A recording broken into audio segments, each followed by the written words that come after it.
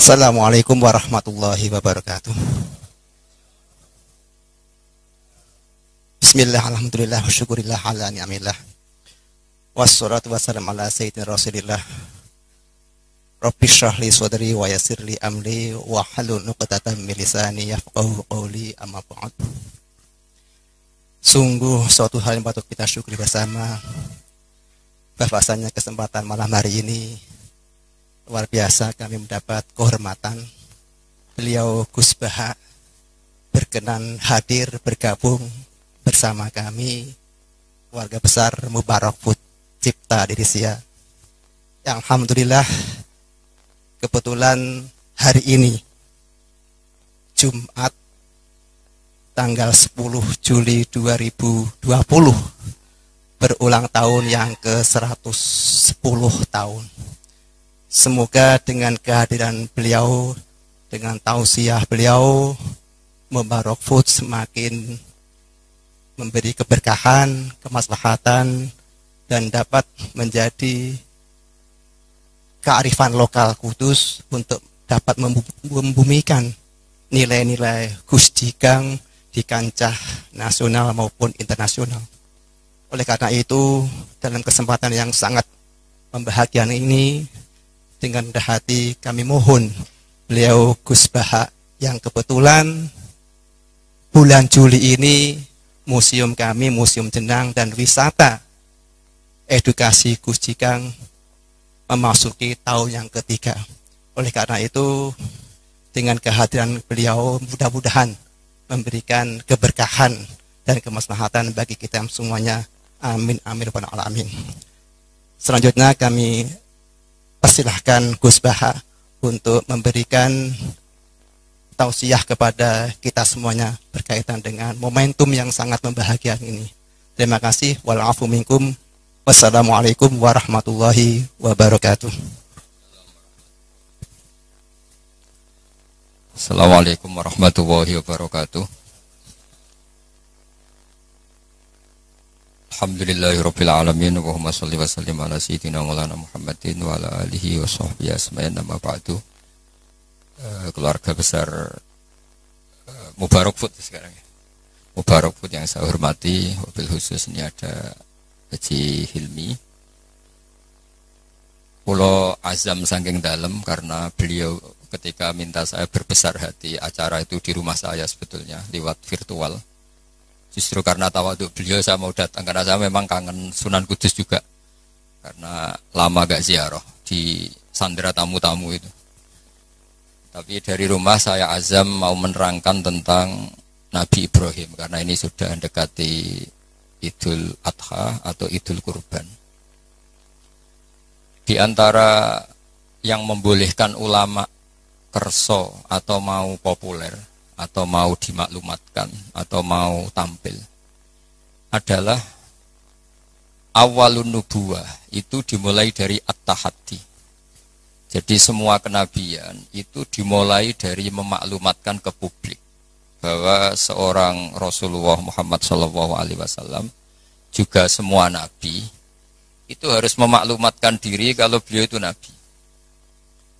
Nah sebetulnya itu juga seterusnya, orang alim, wali, itu juga Habib, itu juga harus memaklumatkan diri kalau beliau itu Habib. Tentu tidak harus dengan lisan, tidak harus dengan apa, tapi yang penting memaklumatkan. Kenapa itu penting? Kita bikin analogi. Saya bikin analogi dulu. Misalnya Anda punya istri sedang hamil. Anda tahu di situ ada klinik persalinan atau dokter bayi atau dokter untuk menangani orang-orang hamil. Itu Anda ngerti karena apa? Karena plang ya, karena tanda itu. Di situ ditulis dokter kandungan siapa itu, atau klinik persalinan. Atau bahasa kerennya klinik korban lelaki. Itu menjadi tahu karena diberitahu. Begitu juga kita konsultasi sama dokter psikologi. Kita tahu karena ada tulisan dokter psikologi dan seterusnya. Kemudian kita kuliah juga gitu, menjadi tahu kalau itu UGM, UII atau UI juga karena tulisan atau karena maklumat. Nah harusnya memberitahu kalau Anda orang alim atau Anda wali atau apa itu boleh dengan makna yang positif bahwa ini maklumat. Nah kaitannya dengan Nabi Ibrahim alaihissalam, beliau itu pernah munajat dan ini awal beliau bergelar Khalilur Rahman, kekasihnya Allah. Beliau itu pernah munajat sama Allah sambil bergumam gremeng lah kira-kira. Tapi gremengnya Nabi ya jadi wiridan itu. Kalau gremengnya sampean jadi laknat itu. Ini gremengnya Nabi, tapi bergumam. Ya Allah, dunia ini tidak fair. Engkau zat yang begitu penting, paling berpengaruh, yang menciptakan langit bumi, kemudian engkau tidak diketahui. Bayangkan misalnya kalau seorang presiden jalan di kampung terus diundang ngelik, kan tersinggungnya Masya Allah. Seorang raja Arab Saudi kenalan sama orang, terus orang itu tanya, jenengan daleme pundi? Itu kan tersinggung, aku sing di Arab Saudi kok takoki. Begitu juga seterusnya. Ada Gus besar misalnya di pondoknya, terus orang tanya, jenengan daleme pundi? Aku sing di pondok ditakok. Sama Haji Hilmi misalnya ditanya, saya mau ke Kudus cari jenang Mubarak. Nah jenengan sinten? Bukan ngenyek uang sing duwe jedaran tangannya sinten. Sehingga Nabi Ibrahim itu tersinggung setersinggung-singgungnya karena beliau seorang Khalilur Rahman. Ya Allah, dunia ini tidak fair. Engkau zat yang begitu penting, kemudian orang nggak tahu tentang kau. Makanya, ya maklum kan, zaman itu kan orang masih kafir, menyembah batu, menyembah berhala. Orang nggak menyebut Allah, nggak menyebut Tuhan. Akhirnya beliau ngendikan, Innahu ya Rabbi la yahzununi an la ara ahadan fil ardi ya'buduka ghairi. Memang itu saya hafalkan ya. Innahu la yahzununi. Jadi innahu pakai inna, masih pakai lam taukid. Innahu la yahzununi, sungguh sangat menyusahkan saya. Ada yang baca la yuhzinani sama ya, karena dalam qiraah sab'ah ada fala yahzunka qauluhum, ada qiraah fala yuhzinka qauluhum. Sungguh sangat menyusahkan saya, sangat merisaukan saya bahwa engkau zat yang begitu penting, kemudian yang tahu kalau engkau Tuhan itu hanya saya. Yang menyembah juga hanya saya. Ini enggak fair. Zat sepenting engkau, kemudian fungsi jenengan, fungsi engkau tidak diketahui kecuali oleh saya. Itu kan ibarat misalnya kayak tadi. Anda yang punya Alphard saja, terus diarani tukang parkir kan ya tersinggung. Wong sing duwe Alphard kok diarani tukang parkir. Nah, karena Nabi Ibrahim itu seorang nabi, ketersinggungannya bukan urusan pribadi, tapi urusan Allah Subhanahu wa taala. Makanya dalam sebuah riwayat, saya ulang lagi dalam sebuah riwayat, ngendikane Allah teng hadits qudsi, kuntu kanzan makhfiyan fa aradtu an u'rafa fa khalaqtul khalqa liya'rifuni. Kata Allah, saya sebelum menciptakan makhluk pun sudah Tuhan. Andaikan Allah tidak menciptakan langit bumi juga sudah Tuhan. Andaikan Allah tidak menciptakan surga dan neraka juga sudah Tuhan, karena ketuhanan Allah itu hakikat, bukan karena apa-apa. Memang Dia Tuhan. Tapi kata Allah, tapi saya ingin dikenal. Kemudian maka saya ciptakan makhluk supaya mengenal saya. Maka masyhur kalau dalam semua ilmu tafsir, dari semua ilmu tasawuf, wa ma khalaqtul jinna wal insa illa liya'budun, saya tidak menciptakan jin dan manusia kecuali mereka beribadah kepada saya. Itu hampir semua mufassir menerangkan illa liya'budun illa liya'rifuni, supaya mereka ngerti saya. Karena awal menyembah itu dari tahu. Kamu tidak bisa menyembah sesuatu yang kamu sendiri tidak tahu. Makanya guru-guru kita zaman kita ngaji di mana saja itu awal wajibin alal insani ma'rifatullah, karena untuk bisa nyembah Allah dimulai dari tahu. Maka illal ya'budun illal ya'rifun, supaya mereka kenal saya. Sehingga karena makna ibadah di situ adalah mengenal Allah, mbok wong ibadah ngethuk rino wengi masih afdal orang alim. Karena orang alim ini orang yang mengenalkan Allah Subhanahu wa ta'ala. Nah, ini terus rentetannya apa dengan kegiatan kita malam ini dan semua kegiatan?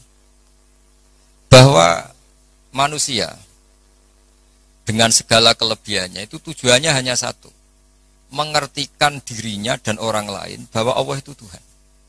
Dan itu tugas siapa? Tugas para nabi.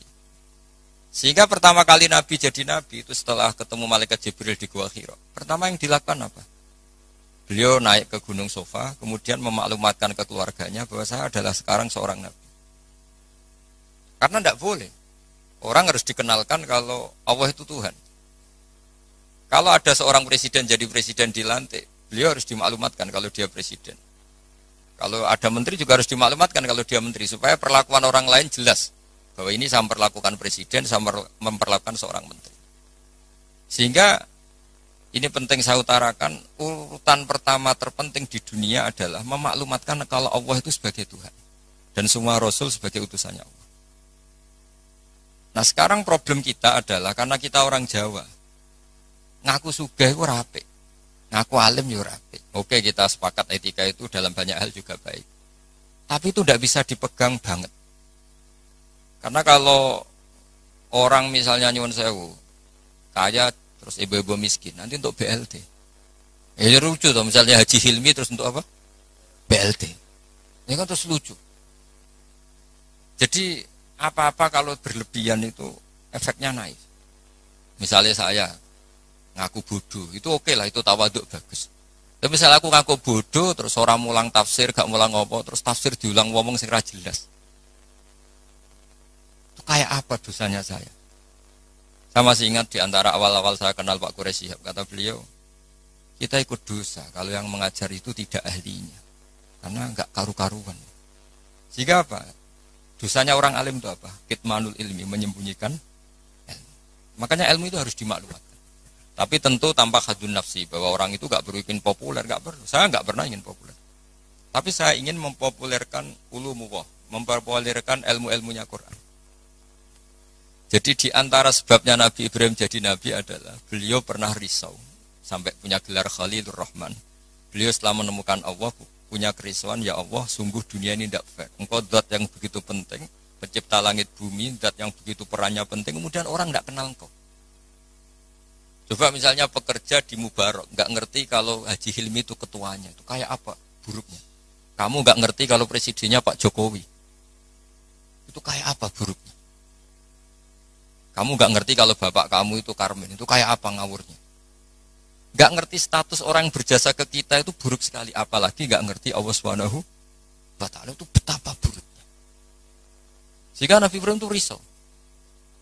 Nak sampean kan risau kok roh, nak aku melarat wong ora gelem sedekah, jadi risau mikir dirinya sendiri.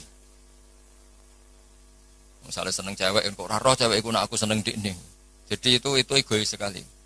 Nabi Ibrahim itu yang dirisaukan adalah Allah zat yang begitu penting kemudian tidak dingerteni oleh mereka. Sehingga beliau mulai bikin cara untuk Allah dingertikan. Nah ini mulai ada masalah karena mulai bersentuhan dengan orang banyak. Beliau pura-pura sakit. Tanya, kenapa kamu sakit? Ini loh sedang berobat. Dia kalau di sini mungkin di perapatan ya, atau kalau di sini mungkin simpang 7. Beliau terlentang. Faqala inni sakim, saya ini sakit. Ya minta dong berobat sama perbintangan karena mereka menuhankan perbintangan. Fanadzura nazrutan fin nujum. Dia minta, tapi kok saya tidak sembuh-sembuh.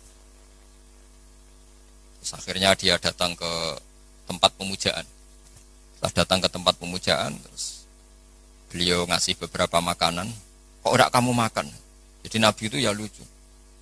Wong karuan berhala kok ditawarin makan. Beliau mangkel karena dianggap berhala ini sombong, ditawari makan kok enggak mau. Itu dipukulin semua, hancur semua, terus kapaknya diletakkan sama yang atas, yang ketuanya, yang paling besar. Jika beliau diadili itu lucu. Ibrahim siapa yang menghancurkan berhala-berhala kecil itu? Paling yang besar, beliau enggak terima disaingin. Gitu. Wah, kalau enggak percaya tanya. Fas'aluhum ingkanu yantikun, kalau enggak percaya tanya. Wah, otak kamu ini mulai masalah Ibrahim. Wong karuan berhala kok ditanya. Wah, kamu itu afala takilun, agak punya akal, kamu enggak bener. Ibrahim menimpali, kamu lebih enggak punya akal. Karuan ngomong aja enggak bisa kok kamu sembah. Di sini mulai beliau bikin tamhid, atau dalam ilmu mantek itu tamhid itu bikin dasaran logika. Akhirnya mereka tahu bahwa Ibrahim tujuannya itu buruk, yaitu hanya mencibir kita menyembah berhala. Mereka karena punya kekuasaan, ya sudah Ibrahim dimatikan saja, dibakar.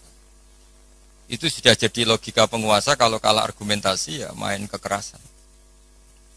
Singkat cerita mereka memutuskan dibakar. Nah, setelah Nabi Ibrahim dibakar ini yang jadi pelajaran bagi kita. Sangat-sangat jadi pelajaran bagi kita.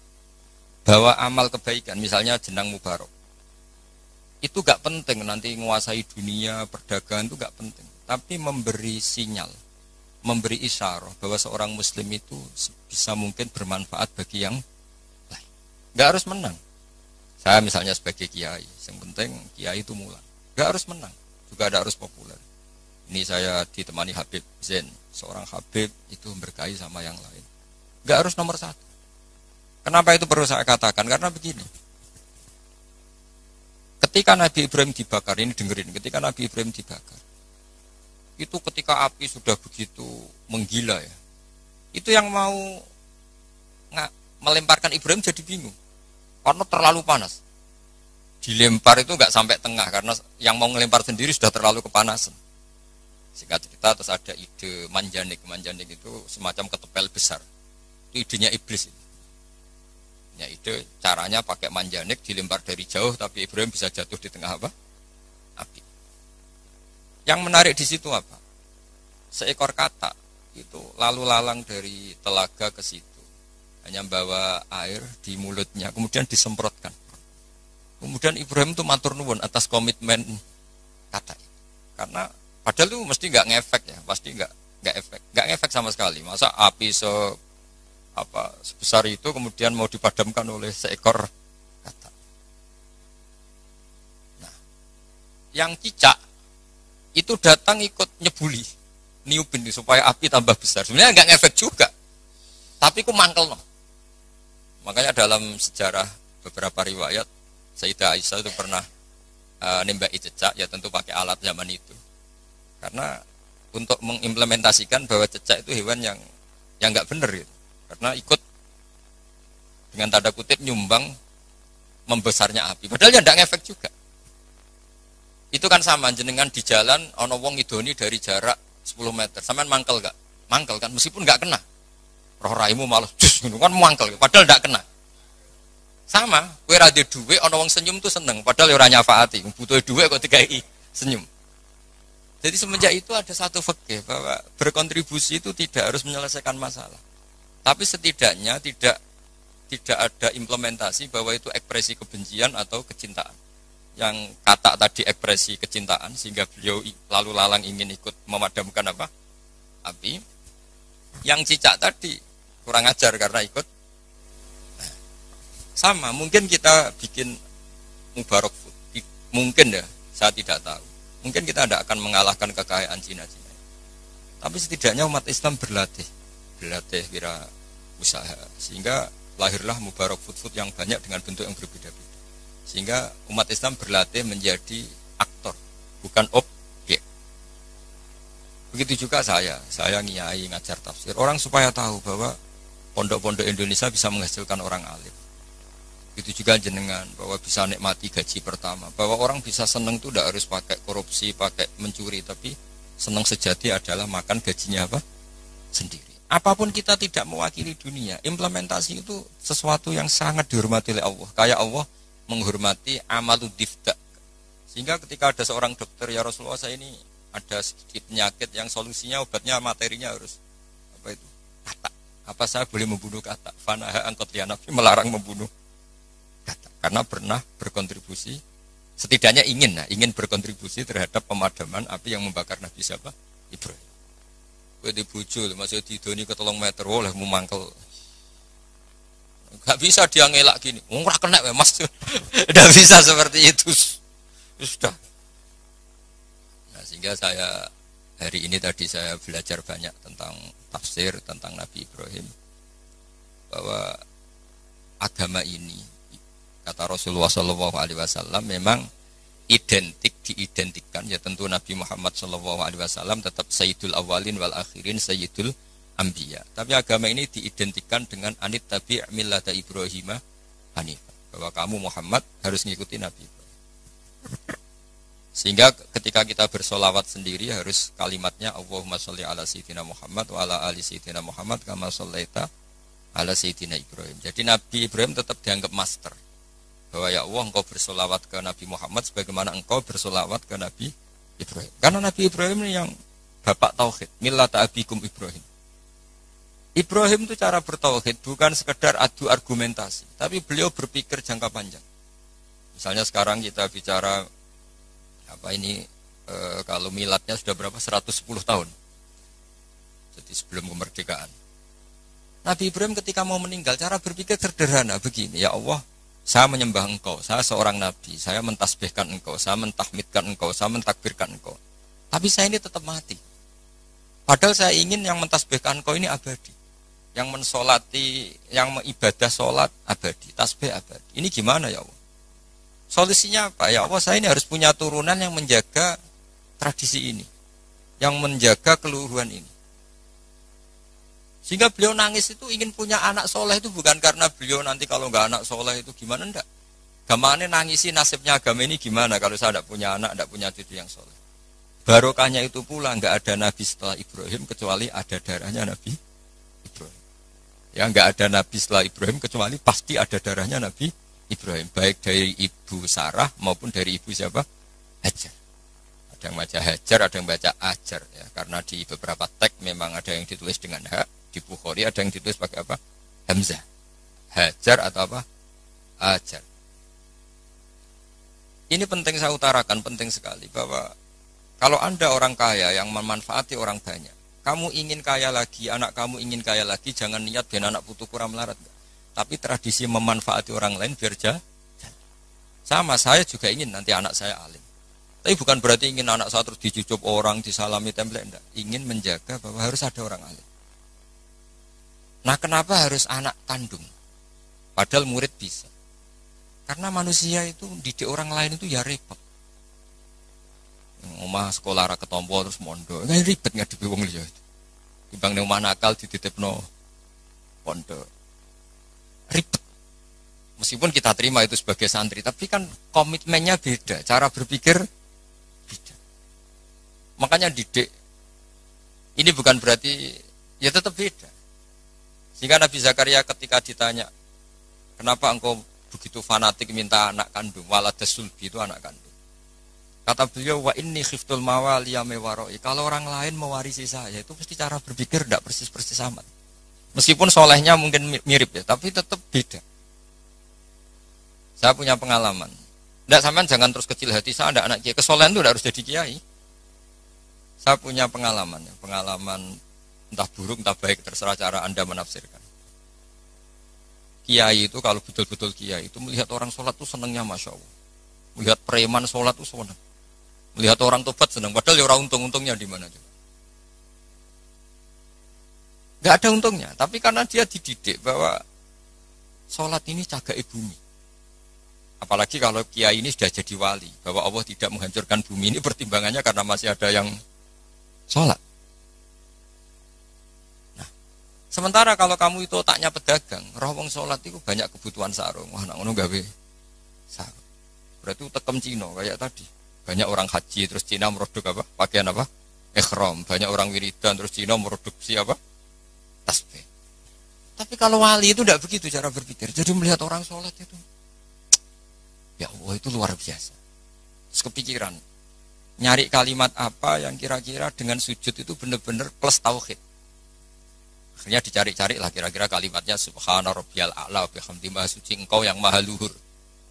Karena sekali sujud itu dia tidak benar komitmennya, bisa sujud kepada makhluk. Dan itu bahaya, wis sujud, wis batu eneng bumi, jebule kli. Itu beda, perasaannya wali sama itu beda. Kalau kamu pedagang kaya terus wali, itu mesti begini. Saya ingin jadi orang kaya pedagang.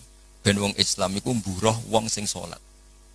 Kayak apa hinanya kita, misalnya sampean apal Quran, iso ngaji maca Fathul Mu'in, terus dimajikan sing ora cewek, tersiksa enggak? Kayak apa tersiksanya? Dua atasan man lam yusolli wa lam yasum. Tapi nak kowe sugih mau diniat paling gak ana santri melarat tuh buruh ning aku salat, aku zakat, aku poso. Jadi solihun tahta yadi solihin wong soleh, buruh ning wong. Itu beda. Sama-sama kepen dadi wong sugih tapi rasanya, dan itu yang dinilai Allah. Saya kenapa ngaji di mana-mana bawa kitab? Setidaknya orang itu lebih terhormat ngaji Mbak Nawawi, kitabnya jelas. Sanad saya jelas, saya ngaji Mbah Mun, ngaji bapak saya, ngaji keluarga Kudus, keluarga Kajen. Istifadah, saya jangan ngaji betul memang sama Mbah Mun. Ya, kalau istifadah ya dari berbagai kiai. Orang itu terhormat. Jajal misalnya aku ngaji sampean ngaji ning Kudus, terus nggo primbon. Itu Haji Hilmi kan tersinggung. Sebab piye disowan terus cerita komik. Wong kan gak mutu kan. Yo sini-sini wong Kudus kan wah. Banyak wong Kudus kan. Tapi kalau kita pakai sanad yang baik, pakai kitab yang baik, kan yo ngregani sing diaturi. Sehingga kenapa Nabi itu mesti min ansabi qaumi? Enggak ada Nabi kecuali dari nasab terbaik. Enggak ada Nabi kalah ganteng. Semua Nabi pasti yang terganteng di kaumnya. Ya terbaik nasabnya di kaumnya. Karena Allah itu kepengen ngregani masyarakat. Misalnya kayak di Nabi terus keriting, pesek, yo ribet. Senajan to soleh.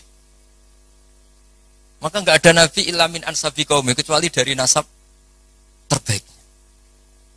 Jadi kadang-kadang orang salah paham, wah ini nasab enggak penting, ya penting sekali.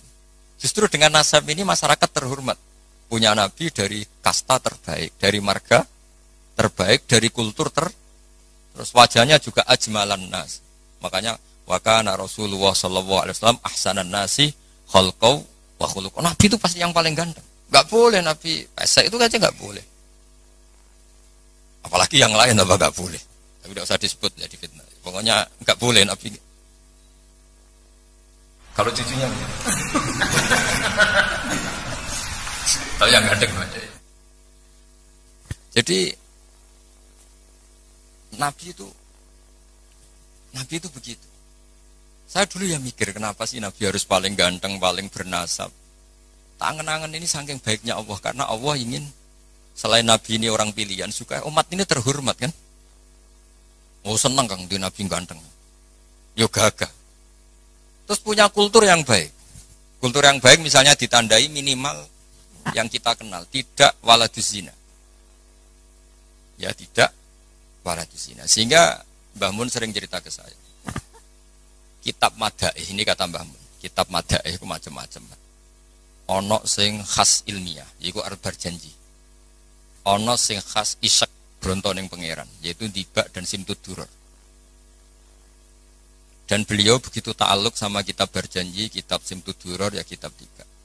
Saya kemarin baca Dibak puasa, juga baca.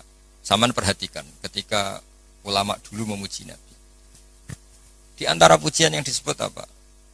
Tarokus sifah hafalam yusibhum aruhu. Kan dimulai apa?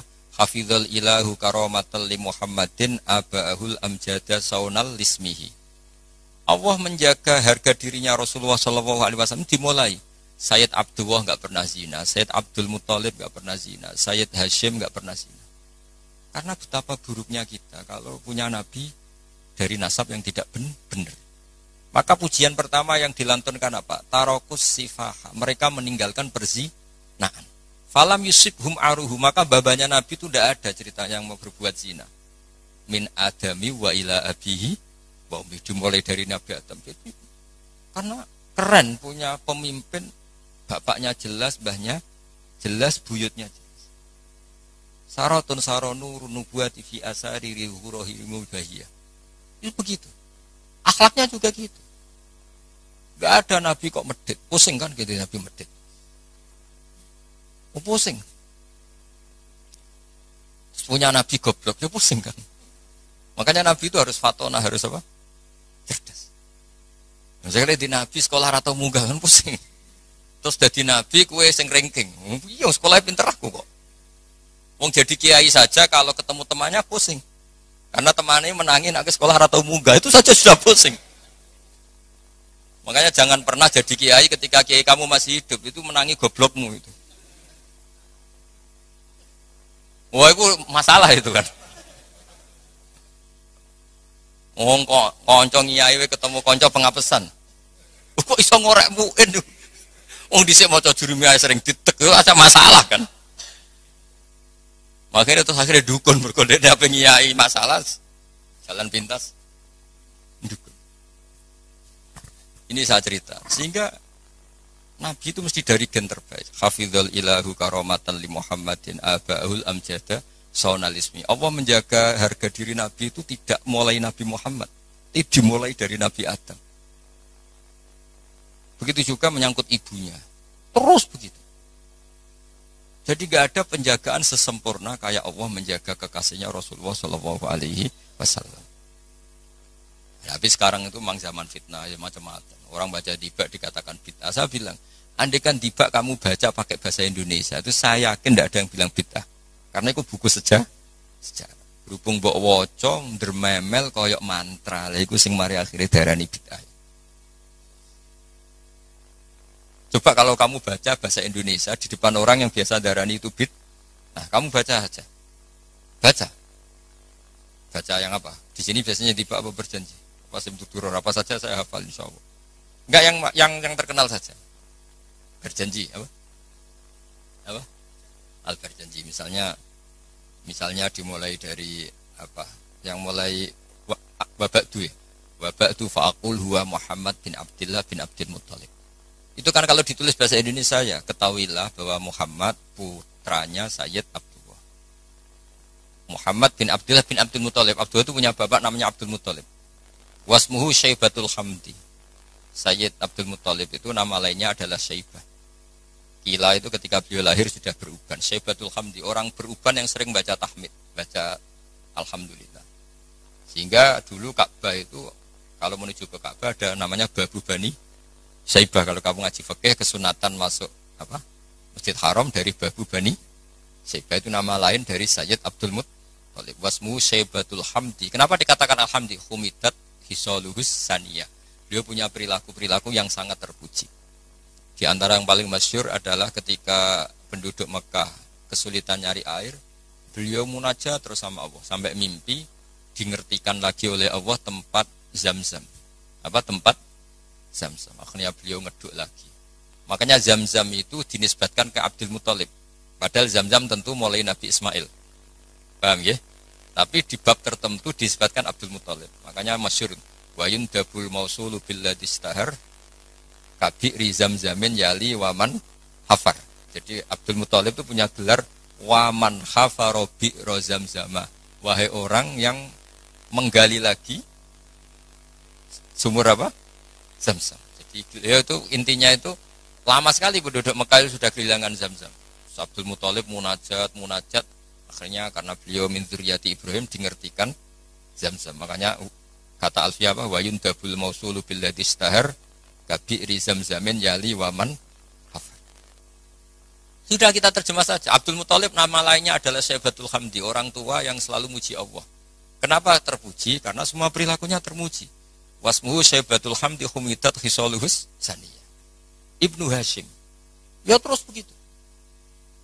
Ladekan itu kamu tulis dengan bahasa Indonesia, kamu kasihkan orang yang biasa membid'ahkan tiba atau berjanji. Wah bagus ini buku sejarah. Tapi setelah kamu baca Arabnya, kenapa jadi bid'ah? Itu yang salah itu dua-duanya menurut saya. Yang dengarin nggak paham, yang baca kayak jimat. Karena nggak paham terus, Allah, apa maksudnya nggak jelas mungkin. Ya sama-sama nggak jelas itu akhirnya berakibat nggak jelas juga kan. Makanya saya mohon niru kayak Habib Yaman tuh. Kalau baca berjanji itu diam semua. Karena paham, do nangis. Yang baca ya nangis. Nangis paham, bukan nangisin nasibnya enggak. Jangan gak cerita Mbah Mun pernah cerita di sekono khotib GR gede rumongso. Ini cerita Mbah Mun ya cerita kiai lah, banyak cerita itu masyhur. Warang ono ada wong desa ku nuwakis, dikira khotib itu khotbah sukses. Bertakoi wah, khotbahku sukses yo. Mboten kula eling jenengan eling wedhus kula sing ilang. Dadi wonge malah dimiripno. Oh mangkelnya khotibnya, wah semong di padano. Jadi nangisnya itu nggak bener. Jadi ini saya cerita. Dan nasab ini terus kata Said berjanji, wa adnanu bila raibin inta zalimil ulumin nasabiyah ila dzabihi Ismaila nisbatuhu wa muntama. Nabi Ibrahim itu adalah Abul Arab. Makanya kata berjanji wa adnanu bila raibin intadzawil ulumin nasabiyah ila dzabihi Ismail. Sayyid Adnan ini tidak ada keraguan lagi menurut para pencatat nasab bahwa beliau adalah turunan Nabi siapa? Ismail. Nah Ismail itu bin Ibrahim. Kenapa Imam berjanji harus cerita itu ngotot? Karena beliau tahu problem utama Rasulullah Muhammad jadi Nabi dan akhirnya memaklumatkan kalau beliau Nabi adalah orang Yahudi tanya, man huwa? Wa mana nasabu? Dia itu siapa? Lalu nasabnya siapa? Karena lama sekali orang Arab itu jahiliyah, jauh dari peradaban agama. Sehingga ketika ada isu lah, kalau menurut orang Yahudi, bukan menurut bahasa kita, ketika ada isu bahwa orang Arab ada yang jadi nabi, itu orang Yahudi mencibir. Gak mungkin Nabi ilah min Bani Israel. Gak mungkin nabi kecuali turunan apa? Israel. Israel nama lainnya Nabi Yakub ya. Jadi kalau ada istilah Israel itu nama lainnya siapa? Nabi Yakub. Is itu maknanya, Isra itu maknanya abad. Il itu Allah. Jadi Israel maknanya hamba Allah. Yaitu Nabi siapa? Yakub. Jadi gunjingan. Gak bisa, Nabi gak boleh dong kecuali turunan Ibrahim, turunan Israel.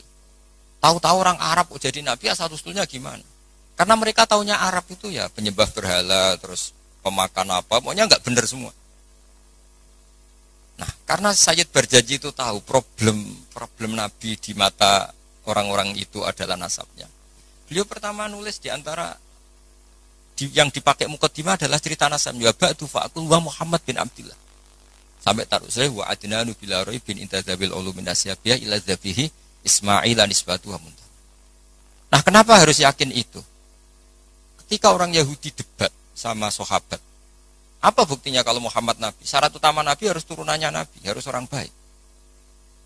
Akhirnya Allah membela kekasihnya, fihi ayatum bayyinatum maqamu Ibrahim. Bukti kalau Ibrahim pernah singgah di Mekah adalah di situ ada batu yang ada jejak kaki Nabi Ibrahim. Nah, kalau Nabi Ibrahim pernah lama di Mekah sampai bangun Ka'bah, berarti beliau juga meninggalkan turunan di Mekah, yaitu ini askantu min dzurriyyati biwatin ghairi dzar inda baitikal muharram. Jadi ada bukti Ibrahim hidup di Mekah, yaitu pernah menjejakkan kaki di makam apa? Ibrahim. Makam Ibrahim bukan kuburan tapi apa? Tempat berpijaknya Nabi siapa? Ibrahim. Terus beliau memaklumatkan bahwa ini askantu min dzurriyyati biwatin ghairi. Jadi ini askantu itu kalimat yang luar biasa. Misalnya pertanyaan gini, oke, Ibrahim pernah ke Mekah, apa buktinya kalau anak turunnya ditinggal di Mekah? Kayak saya misalnya pernah di Palestina, atau saya pernah di Kudus. Buktinya mana kalau anak turun saya akhirnya hidup di Kudus? Makanya dibuktikan sama Allah, ini askantu min dzurriyyati. Kata Nabi Ibrahim, ya Allah, anak turun saya ini ada yang saya letakkan di sini. Saya mukimkan di sini, saya mustautinkan di sini. Saya berdomisilikan di sini. Yaitu Nabi Ismail. Artinya gini, ketika Imam berjanji cerita waba'du fa'akul itu luar biasa, itu yang menjawab keraguan orang, yaitu orang Yahudi atau siapa saja yang meragukan nasabnya Nabi. Sudah setelah nasabnya ketemu sapi Ibrahim sudah sah karena syaratnya Nabi itu dzurriyatam ba'duha. Setelah nasabnya sah baru khasnya apa? Di antara khasnya adalah tarakus sifah hafalam yusibhum aruhu min adami wa ila abihi wa ummi. Sehingga yang namanya nikah itu bukan adat Islam saja. Zaman jahiliyah juga ada apa? Nikah. Ya tentu setelah Islam disempurnakan iya, tapi zaman jahiliyah itu sudah ada nikah.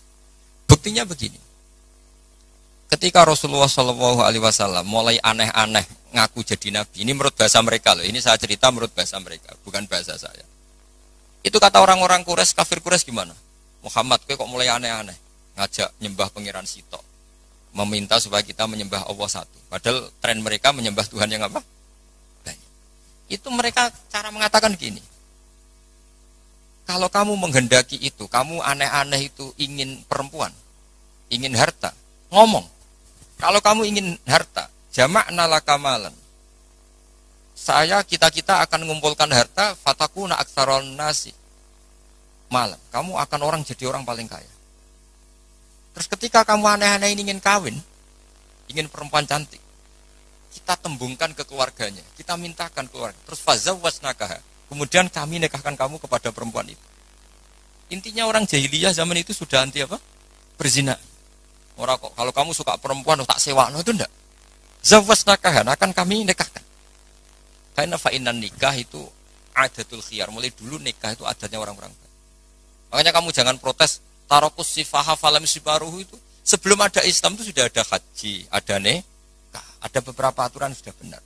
Bahkan ketika Rasulullah jadi nabi, nikah zaman jahiliyah diabadikan apa enggak? Diabadikan. Orang yang zaman jahiliyah sudah nikah, nikahnya tidak usah diperbarui. Nikah itu sudah sah. Itu jelas di semua kitab fikih. Kecuali nikah yang mengandung kesalahan permanen dalam Islam. Misalnya orang nikahi buliknya, Orang nikahi ponaannya. Asal yang dinikahi normal itu sah selamanya. Tapi ternyata nggak terjadi orang nikahi bolehnya atau nikahi ponaannya. Karena tadi masih ada sisa-sisa syariat Khalilillah Ibrahim. Masih ada sisa-sisa syariatnya Nabi siapa? Ibrahim. Jadi ini penting saya utarakan supaya kita dapat barokahnya Nabi Ibrahim alaihis salam. Karena ini mau mendekati Idul Adha. Jadi Ibrahim itu orang yang cara berpikir jauh. Jadi saya mohon sama Pak Khidmi semualah, orang kaya maupun orang miskin, setengah kaya setengah miskin. Kalau punya pilihan itu niatnya yang banyak. Ya tadi misalnya kita ingin jadi orang kaya, punya pekerja banyak. Niati biar orang soleh ini tahtayadi solihin. Orang soleh juga nyuwun sewu kalau bisa yang buruh sama orang soleh. Kan lebih punya izzatun nafsi, lebih punya apa harga. Meskipun ya tidak harus. Artinya tidak harus itu ya. Saya bukan berarti mengaramkan orang Islam kerja di non Muslim ya enggak. Ini kan cerita niat, bukan cerita satu sentimen agama enggak. Kita nasionalis religius lah cara bahasa sekarang gaulnya itu enggak masalah. Tapi ini kan cerita. Ketika saya ini meskipun kecelok alim itu masih belajar sampai sekarang. Setidaknya lebih menghormati lah. Kalau kita ngaji ya belajar. Meskipun ya tetap mungkin salah namanya manusia, tapi lebih menghormati. Kalau kamu jadi dokter ya masih belajar, sehingga orang wong ngeluh mau obati penisilin.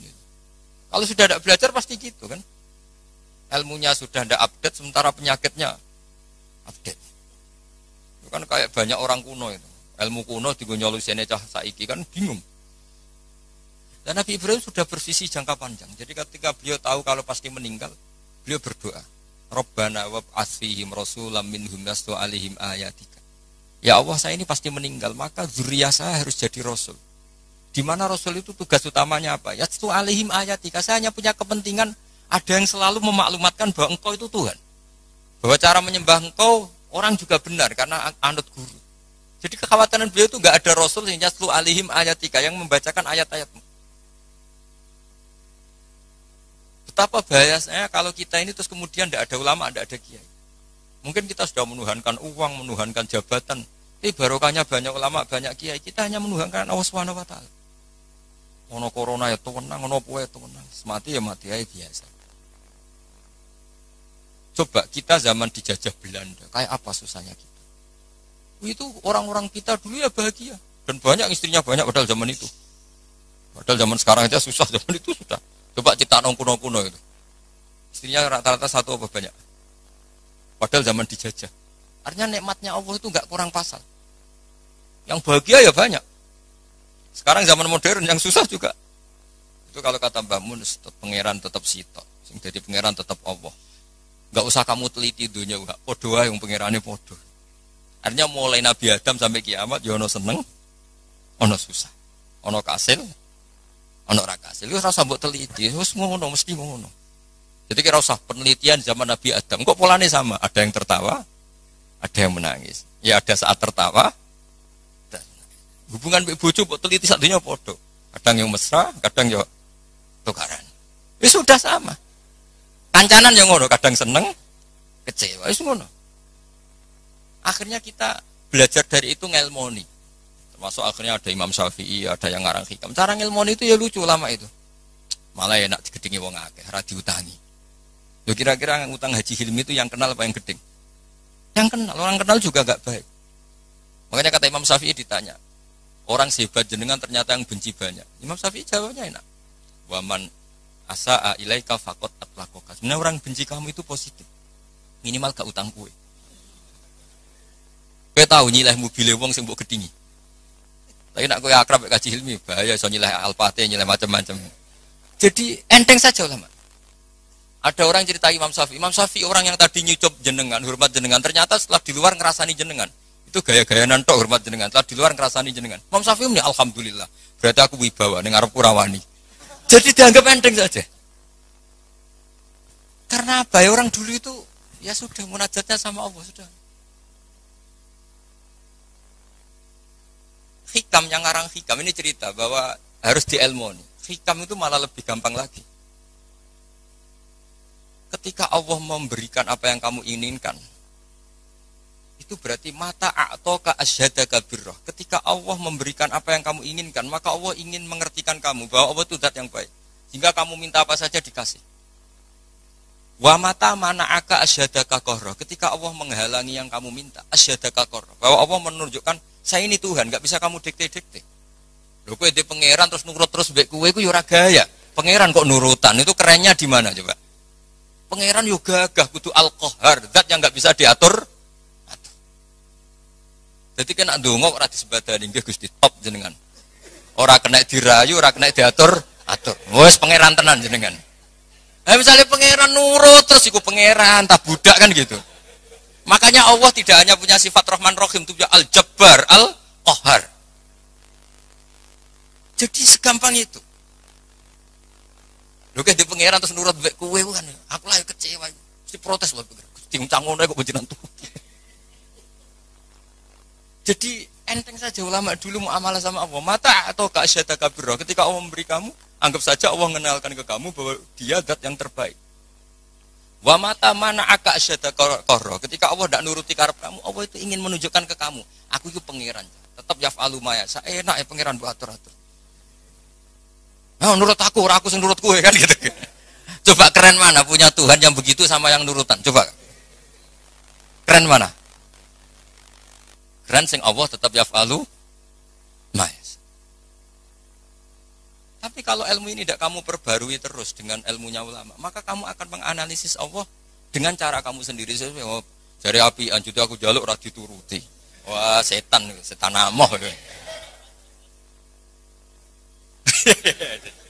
Jadi ulama dulu itu asik gitu. Coba saya itu termasuk kiai muda yang enggak mati, bukan karena saya apa. Rasulullah tuh kalau ngajari melihat kehidupan kematian tuh rileks. Ya Allah, kalau saya hidup, ini ngajari ke kita ya. Anggap saja ini peluang untuk menambah kebaikan. Kalau saya mati, anggap saja itu akhir dari segala keburukan. Makanya saya itu tidak pati takut mati. Coba hidup kita ke depan. Meskipun naudzubillah min dzalik, potensi zina, potensi korupsi. Yang sudah korupsi, potensi korupsi lagi. Yang sudah kadung zina, potensi zina lagi. Yang bisa ngakhiri itu apa coba? Mati. Jadi kalau melihat gitu mati, kalau kamu mau mati, matur nuwun Gusti, mpun niki terakhir kula mun mboten saged elek malih. Matur nuwun. Loh, ndak ini cerita. Jadi jangan melihat sisi mati ini keburukan karena itu akhir dari segala kejelekan kita dan akhir dari segala potensi. Kalau kamu ndak jelek sekarang kan potensinya tetap bisa soleh-soleh kayak kowe udah kuat suwe kan enggak ada jaminan gitu maksudnya. Kan enggak ada jaminan. Kamu sekarang nggak korupsi, kan nggak ada jaminan kalau nanti jabat, kan bisa aja karena nggak ada kesempatan saja. Jadi segampang itu, sehingga kita ini akhirnya melihat mati itu biasa. Biasa bukan ya karena surip ya apik mati ya habis. Inna sholati wa nusuki wa mahyaya wa mamati lillahi rabbil. Makanya bapak dulu, saya ini kan termasuk wis kiai. Sebenarnya problem saya ya sudah berat ya, kalau nuruti umat macam-macam. Tapi ya, saya masih eling dewe bapak. Dunia orang melok duwe kok pikir lah opo santai wae. Dunia orang melok duwe kok pikir. Itu kali ngene aku mikir jenang mubaroke Pak Hilmi kan ora melok duwe kok tak pikir. Ya penting mikir sing duwe kan gitu. Ya sama gitu, wong duwe ora melok duwe kok pikir. Ya penting pikir sing duwe kan. Cara kasarane kan. Makanya hikam ngendikan da'it tadbir fama qoma bi ghairuk la tuqim bi nafsak. Wis ora usah mikir nemen-nemen. Dunya iku ana sing duwe. Ora usah ke melok-melok, ora melok duwe kok geger. Maksudnya ora usah mikir wis melok pangeran wis. Wong alim yo mulang wis. Wong sugih bagi karyawan. Habib yo ndongakno umat. Wong melarat yo ndongakno sing sugih sedekah sudah gitu aja ora usah mikir. Wong nak sedekah rak dhuwit kuntek, berarti mikir. Kok sing melarat aku ndongakno sugih kenaan tak ndongakno wong ndongakno awakku ora iso sugih wae ya. Ya rusak nak dunya dalam ngono ya rusak. Rusak. Ya jadi ini saya cerita ilmu. Segampang itu ulama melihat. Makanya saya pernah baca dalam satu kitab itu lucu. Ada orang berteman akrab. Ketika kaya temannya banyak, ketika miskin temannya enggak pada menjenguk. Padahal dia sudah jadi buruh lah. Buruh manol, buruh gebet. Ada seorang Habib alim. Ketika orang ini ngeluh, Beb, teman-teman saya itu yang dulu jenguk sekarang nggak ada yang jenguk karena saya sekarang miskin. Dulu teman saya akhirnya Habib yang alim ini ngendikan Malah enak toh. Nak kancam rene malah kon isin. Rene pas kue manol, pas kue gawe boto diamui malah isin aduk dora rene.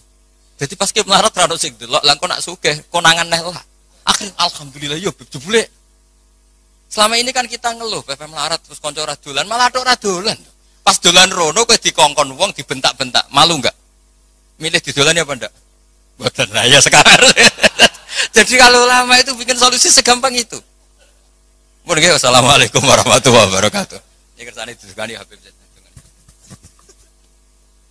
Al-Fatihah. Bismillahirrahmanirrahim. Maliki yaumiddin. Iyyaka na'budu wa iyyaka nasta'in.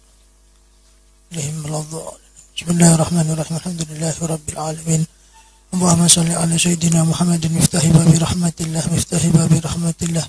مفتاح باب رحمة الله عدد ما في المنا صلاة وسلاما دائما بمن لك الله وعلى آله وصحبه وبارك وسلم. اللهم أكرمنا في الحمد خير جميع الحاجات يا الله، جميع الحاجات يا الله، جميع الحاجات يا الله، إنك على كل شيء قدير. اللهم يا بركة في الأمور، بركة في الصحة، بركة في الرزق يا الله يا أرحم الراحمين. اللهم سلمنا من عافية الدنيا والآخرة وفتنك على كل شيء قدير. اللهم صل على سيدنا محمد صلاة توفير بها الذنوب وتصلح بها القلوب وتندلك بها الأسبة لنبي الصعوبة على آله وصحبه من إليه منسوب. اللهم إنك عفو كريم تحب العفو فاعف عنا يا كريم. ربنا آتنا في الدنيا حسنة وفي الآخرة حسنة وقنا عذاب النار. سبحان الله وسلام على رسول الله رب العالمين. يترك بشر الفاتحة.